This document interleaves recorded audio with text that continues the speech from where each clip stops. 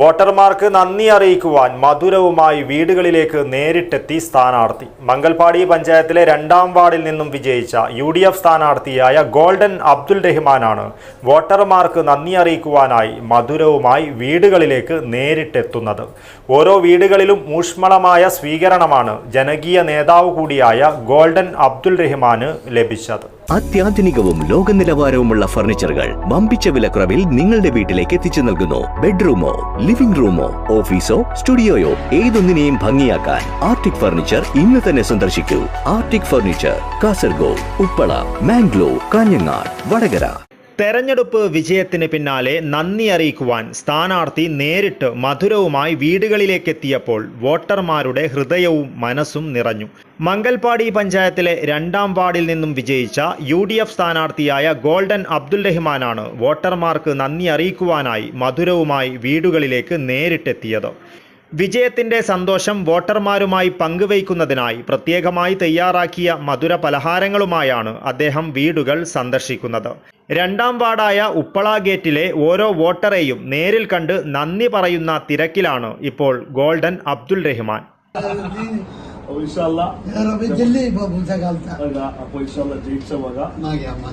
ആവശ്യമുണ്ടെങ്കിൽ പാതിരാത്രിക്ക് വിളിക്കാം. പിന്നെ ഉണ്ടാകത്ത അപ്പൊ എല്ലാത്തിനും അത് റെഡിയാക്കാം. എന്തുകൊണ്ട് വിളിക്കാം, വിചാരിക്കണം. അപ്പൊ 21-ാം തീയതി ഞങ്ങൾ ഒരു പരിപാടി അവിടെ വെച്ചിട്ടുണ്ട്. അപ്പൊ പറഞ്ഞോ, ഫാമിലിനെ വിളിച്ചോണ്ട് പറഞ്ഞു അല്ലേ. അപ്പൊ 21 സത്യപ്രതിജ്ഞ.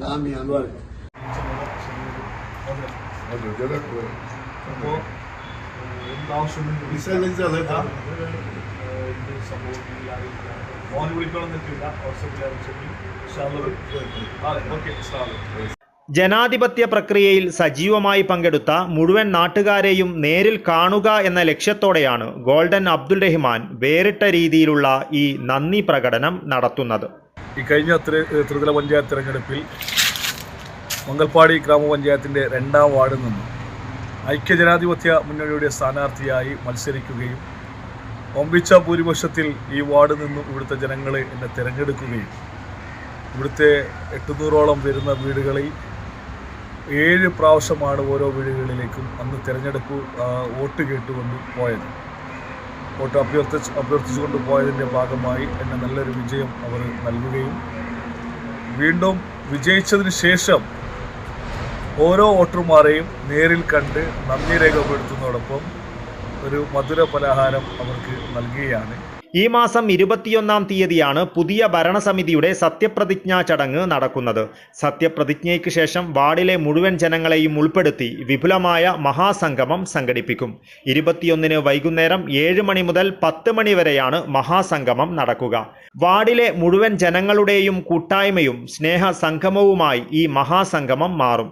തൻ്റെ വിജയത്തിനായി പ്രയത്നിച്ചവരും വോട്ട് നൽകിയവരുമായ മുഴുവൻ നാട്ടുകാരെയും ഈ മഹാസംഗമത്തിലേക്ക് സ്നേഹപൂർവ്വം ക്ഷണിക്കുന്നതായി ഗോൾഡൻ അബ്ദുൽ റഹ്മാൻ അറിയിച്ചു. നാടിൻ്റെ വികസനത്തിനായി രാഷ്ട്രീയ ഭേദമന്യേ എല്ലാവരെയും ഒന്നിപ്പിക്കുക എന്നതാണ് ഈ സംഗമത്തിലൂടെ ലക്ഷ്യമിടുന്നതെന്നും ഗോൾഡൻ അബ്ദുൽ റഹ്മാൻ പറഞ്ഞു. അതേപോലെ 2215 വോട്ടർമാരാണ് ഈ ബൂത്തിൽ ഈ വാർഡിലുള്ളത്.